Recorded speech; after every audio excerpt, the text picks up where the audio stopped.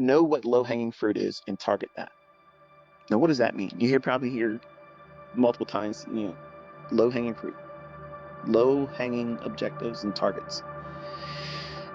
If you're short, okay, what's the closest short-term low? If you're entering on like a 5-minute chart, where's the nearest 15-minute low? Where's the hourly low?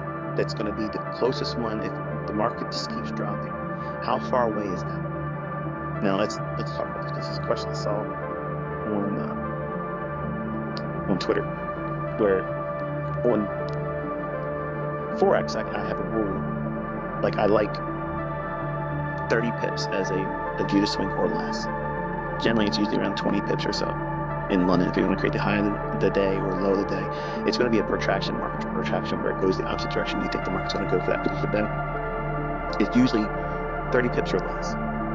And if it goes beyond 30 pips and it can go to 40, but once it goes over 40, chances are it's probably absolutely not going to be where I think it's going to go, and I have to flip and change my outlook and then look for something else. Maybe not then in the same session, maybe later in the day or something like that, in like the New York session. And a question came up, like, if you're saying that in terms of pips for Forex, what would be the equivalent in index futures? And I don't really have a format like that, because currencies and the algorithm that runs on those interbank levels, that's something very specific, and it's a little bit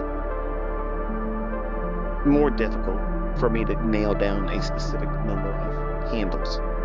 So the way we strip that down is I just simply look at the 5-minute and 15-minute highs, and wherever the buy side above that is, I'm looking for it to at least reach there if I'm bearish.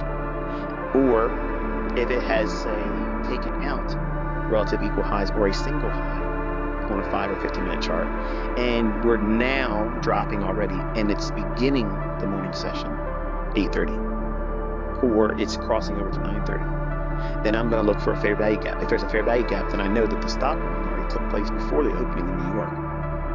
So all I'm going to do is look for a fair value gap, and then there it is. It started as moving early. But if I take that type of trade, regardless of which one I'm using for that given day, they're never going to be the same. You won't see both those instances. It can't be. Either the relative equal highs if you're bearish, or the singular 15 or 5-minute high that has buy side above it if you're bearish. We are always anticipating that type of scenario where it runs up, knocks out that, scoops up that buy side to pair with shorts, and short is the smart money. They're going to look for what? A low. And the low-hanging fruit in that example would be the nearest 5-minute or 15-minute low. Now, if you happen to have a 15-minute or 5-minute low that's like maybe 5 handles or 6 handles below, I'm not going to consider that. I'm looking for something that has at least 10 handles or more before that's my first objective. Like that's me, that's my personal, that's not my son's model. My son's model's, if he gets 5 handles, he's done. I'm a little bit more diverse, and I can look for a little bit more from the market than just simply that, clearly. So I'm looking for a low-hanging fruit objective would be 10 handles below where I got in at. So I'm measuring, okay, where my entry is. I'm already looking for where I'm going to try to get in at anyway. But if I secure the entry and I'm short, and everything I'm saying here is reversed for going along. So just listen to the logic, write it out on a piece of paper, and then reverse everything directionally, and you'll have the same thing without me saying it another way. But if you're looking for low-hanging fruit objectives, you can do your entire career with just that. Where your entry is, and if you get 10 handles below your entry, that's your low-hanging fruit. You're done. Now, if you're going to use what I taught as my son Caleb's model, I made that public. It's out there. I think it's in my 2022 mentorship. It's one of those videos later in the series or whatever. Then obviously you use that model, and that's that low-hanging fruit. You have a static 5 handles, 20 ticks, and then you're done. That's it. You don't care what the rest of the day is going to be. And you start with that. And you start with low-hanging fruit objectives like that, and it's static. You're not trying to build a pyramid. You're not trying to turn day trades into position trades. Oh, this is going to be a one-shot, one kill. I'm going to hold it for a week.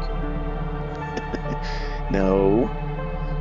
The path to consistency is doing things over and over and over again that are consistently resulting in yielding positive results. And the easiest way to build confidence in what you're doing is finding comfort and trust in knowing that enough is enough. 10 handles. 10 handles in the E-mini S&P. It's $500 per contract. So I don't know where you're from, but I don't mind if I got $500 a day.